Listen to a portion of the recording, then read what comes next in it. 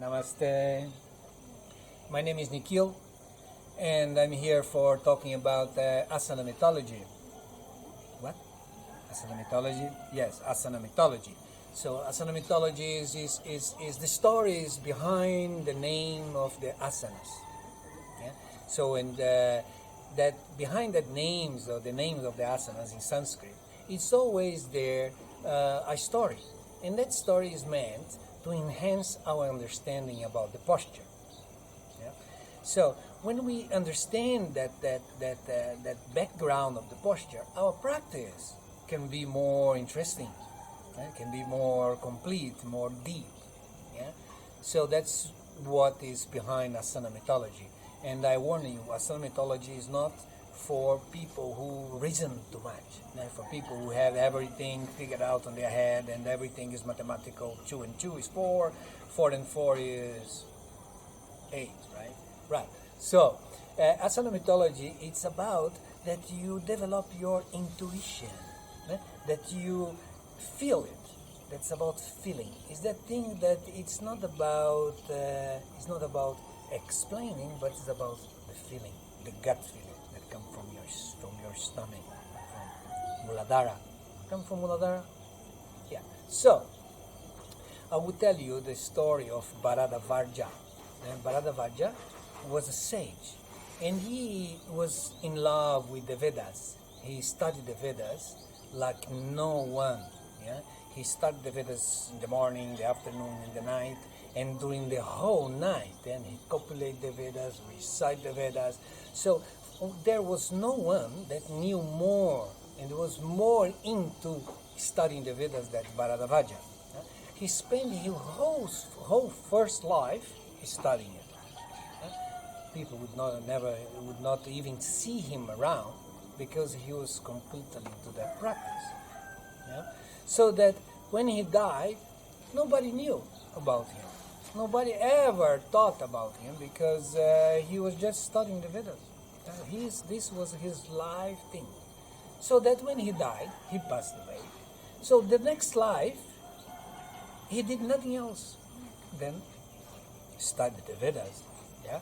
So he again, the second life, he was all there studying and researching and getting that knowledge into his body.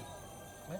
So and he did this the whole life, so that he died again, that nobody knew who he was. And nobody knew. It's not that it's necessary that anybody know who you are. It's about your passion, right? So his passion was the Vedas. Yeah. So he died on the second life. Yeah. So he was reborn on the third life, and he had no doubt what he wanted. Yeah. As soon as he could, he was old enough to start his studies. He did. So he studies the Veda again through the whole life. Yeah. So when he was very old, yeah, and he was in his deathbed, and he was kind of sad because he was alone, and he was praying and reciting the sutras of the Vedas and praying to Shiva, that Shiva comes and take him with to the other side and finally liberate him. So Shiva came, and he was like, "Oh, Shiva, you are here. You came to pick me up. That's beautiful." And Shiva looked at him and said, "Come on, Bharadvajasana, what are you doing?" And Bharadvajasana was shocked, said, "What? I don't understand." He said, "Look, whatever you learn on your 3 lifetimes was nothing else than that. Look, your first life, you learned that much." Shiva stretched his arm, yeah, through the window and pick up a little bit of earth from the little nearby mountain. And he put this little mound of earth beside Bharadvajasana's bed and say, "That much you learn on your first life." And then he stretched his arm again. He got another bunch of earth and said, "That much you learn on your second life." And then he did again. He stretched his arm again and said, "That much you learn in your third life." And Bharadvajasana was very confused.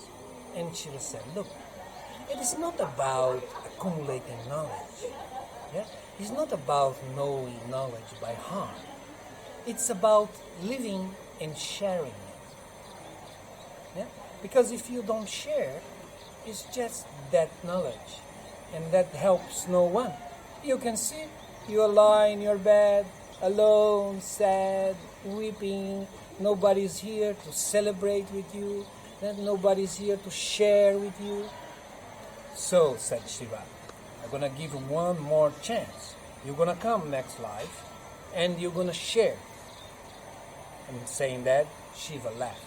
So, Bharadvaja was born again. And in that life, he did everything different. He didn't study. He shared. He shared his knowledge, so that far and wide everybody knew who he was. He had thousands of students, and he was sharing the knowledge of the Vedas. Yeah, so that he helped many people. Yeah? Again, on the end of his life, he was lying in bed, but there he was not alone. It was dozens of people from far and wide came to pay respect to Bharadvaja, very grateful that he had shared the beauty of the Vedas. So even Shiva came, and Shiva came and said, so you understood. Now you see, many people are here, people celebrating, people are happy because you share, because you had something to share, and life it's about that, sharing. So now you are ready to come with me. You want to come with me now? And Bharadvaja says, sorry Shiva, you know that's no one that's more in my heart than you, but if you allow me, I will decline your invitation, and I would like to be born again so that I can go on sharing the knowledge. So Shiva said, might be so. And so Bharadvaja was then born again as one of the most famous sage in the history of yoga.